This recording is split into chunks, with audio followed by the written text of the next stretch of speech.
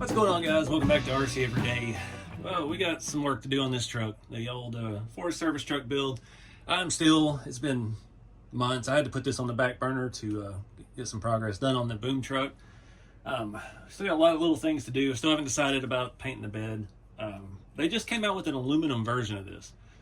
It's significantly lighter, so I haven't seen one in person yet to see how much lighter it is, but that was didn't see that coming.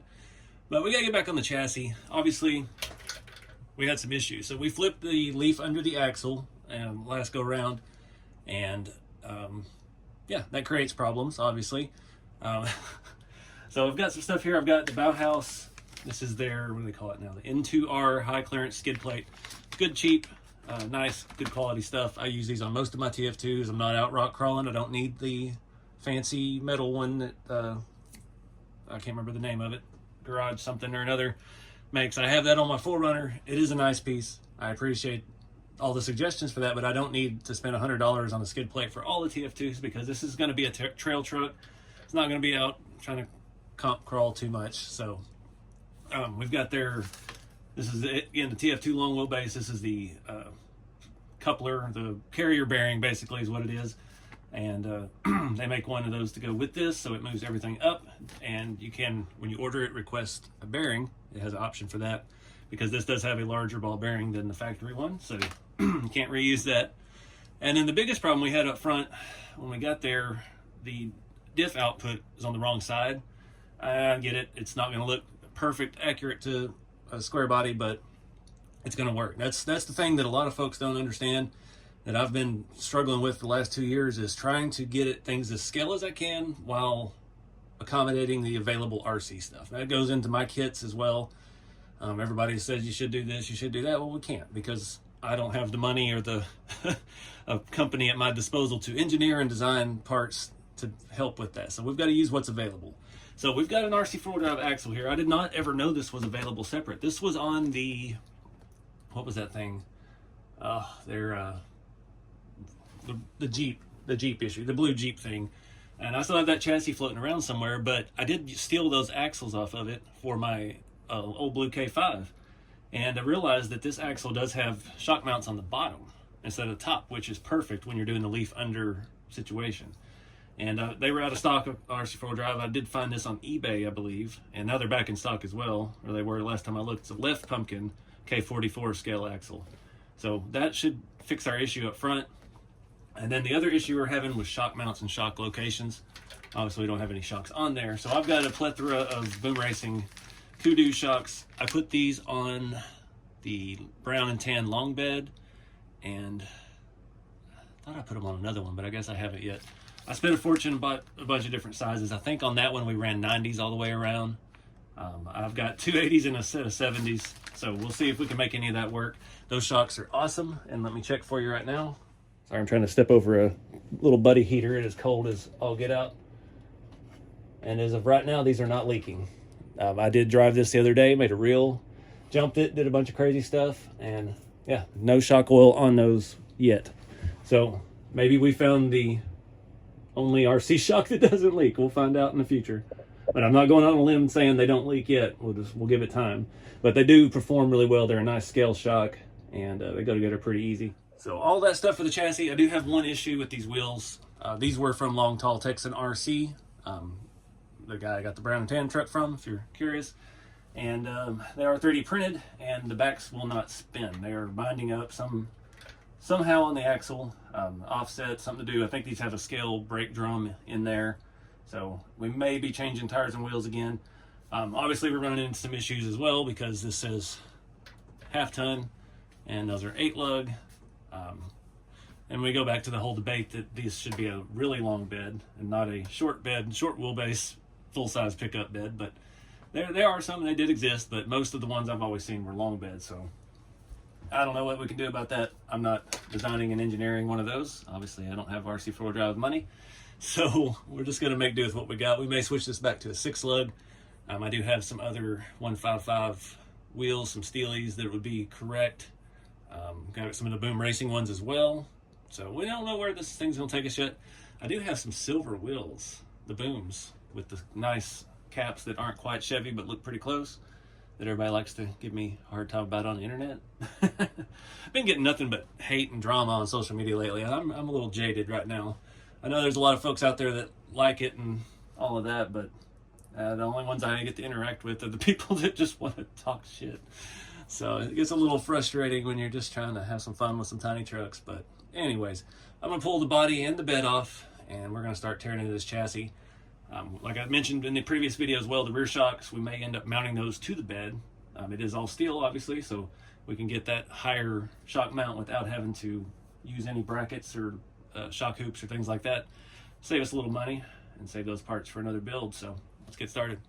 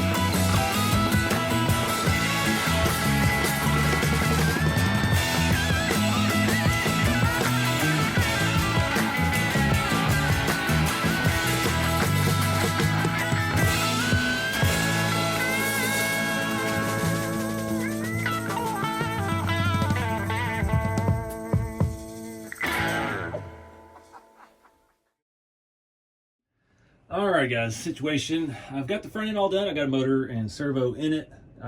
Luckily I found a box with a brand new Fusion Pro. So that's one of those Red Cat Edition Reefs 422 HD, so it's plastic tabs and all that, but it'll work. So we're looking at the ride height. Like I said in earlier videos, we've got a lot of leaf springs on the back. The front I'm really happy with. We can get a lot of drop. I don't have the body all the way on, hence the floor jack up here holding it from pivoting. The boom shocks fit perfect. I ran the 80s. I think it was the 80s. Yeah, I got a set of the 80s up front. Follow the instructions on those. They seem to be not leaking. I'm using boom oil, boom grease, boom Loctite. So that's just stuff I had left over from the BRX02 kit. Yeah, I think I don't really have much else left to do. I've got to get the back figured out with the shocks. Again, we're in no hurry. We're supposed to be having fun with this, not rushing to build anything, but this thing is close to actually being drivable now. I've got all the electronics in. I've got a receiver sitting over here for my new FlySky Noble Pro radio, which I absolutely love. If you're sick of Spectrum stuff, look at those FlySkys, those Nobles. That's a great upgrade.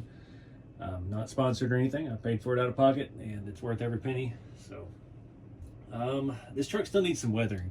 So I'm contemplating right now, it's down about 30 degrees outside. I'm thinking of hitting the bed with a matte clear. I know everybody wants to see me paint it, but I'm honestly tired of doing what the internet says. I want to do what I want to do. I want this to be a driver. I'm not trying to win any trophies. I'm sick of all the competition, and the scale stuff used to not be competitive at all, and now it's kind of turning that way, and I just want to build, man. Just want to build and have fun. So I think I'm gonna hit it with a matte clear and maybe try to just add some black wash. We need to do some more to the cab as well, because it's a little too clean. The bumper and the grill and stuff, there's a little bit too much shine still on it. So I got some thinking to do. Got to build another set of shocks for the rear. I think the rear axle has lower mounts and upper mounts, so I'm going to try to use the 70s. I don't know yet. We've got also somewhere laying around over here, I have the Blazer rear shock hoops. They kind of fit the Scottsdale chassis. It stretches a little bit because they are plastic, and the holes aren't exactly the same as the standard length TF2. This is the long wheelbase, so it could be made to work. I've actually was messing with that on another truck here recently. I don't remember which one. I was on the extra long bed, so they might fit better on this because it is not lengthened even further. We'll just have to see. So anywho, I'm gonna get back to work and we'll see where this thing takes us.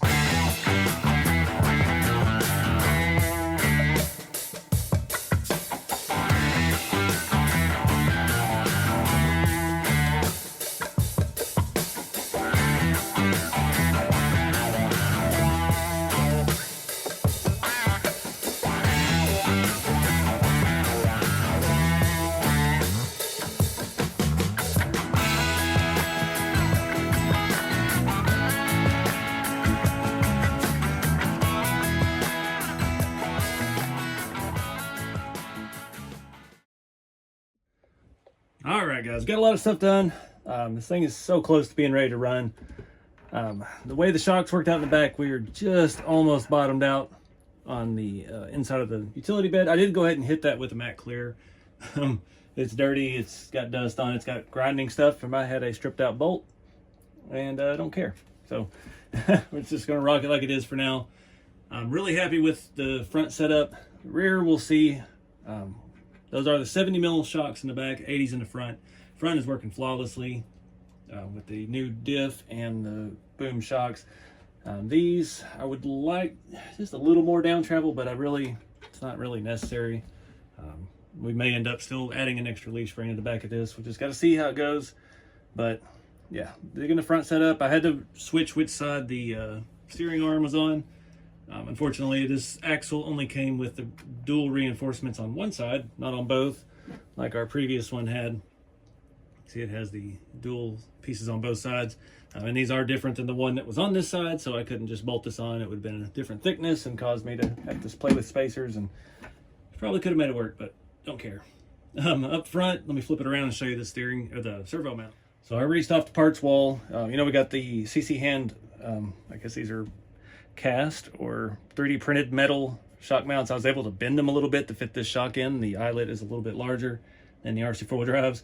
But I reached in there and got the rear servo mount, and I thought it works both ways. I don't remember if that was the 9mm drop or the 12 or the 6. I don't remember which ones I got, but I got that in there, mounted the servo to that, used their spacer up front, lifted the servo quite a bit actually. Let me grab my caliper. Now, lifting the servo will give you all the clearance in the world you need for the axle. So it's coming up about 8 mil, I don't know. So we got 8mm of lift on the servo, and that's going to allow us to get this thing down nice and low. We are hitting, I think, the steering link, but with the wheels turned, it will go flat. And even with they're not turned, we still get tons of side-to-side flex on this thing. It's going to perform excellently. I'm so glad I figured that out on the Blazer with this different axle. The longer the shock you can get, the better it is. Doesn't matter if your truck's lifted or lowered or whatever. The longer the shock, the better it's going to ride, and the more up travel, it's going to look more scale. So I'm going to throw the front body half on and just put a screw in it for now, and we'll see how this thing sits. All right, that's what we're looking at. See how much flex we can get. That's pretty good for as low as it is. You see how that Bauhaus skid plate really tucked everything up. I did have to shorten the front drive shaft a little bit. The back one worked fine. The way it's set up now, when it up travels, it actually extends the drive shaft. So I only had to shorten the front just to be able to get it on without having to take an axle loose or the transfer case out. So yeah, feeling pretty good about that. I may change the hole on the servo horn that the servo link attaches to. That will allow us more just straight up drop in the front, but look how much side to side we're getting. That is, once these leaf springs soften up more, we can get a lot of flex out of this thing. So I'm feeling pretty good about it. The back is sitting pretty level. Again, we're not going to get the same amount of tuck in the back just because that bed has a flat piece right there. So yeah, I don't know what we're doing with this thing. Again, I'm just playing with it. I'm liking the direction we're going. We're so close to driving. Next video, I think we may look at some patina, try to dirty it up a little more, get some stuff on the grill, dirty up that bed. It's getting pretty dirty just because I didn't let the matte clear dry all the way. So it is what it is. And we'll be sure to keep an eye on those Boom Racing Kudo shocks, make sure they're not leaking. If they're not leaking, I'll let you know. And I was recommended those. Somebody actually said they work great on TF2s, and so far I'm not disappointed, but we'll see how that goes. Appreciate you guys watching. We still need windshield wipers on this truck as well. Dang it, those metal ones are not fun. But anyway, I'm still thinking about tires and wheels as well. So anyway, get out there and do something fun with the hobby, guys. Keep it scale, and I'll see you next time.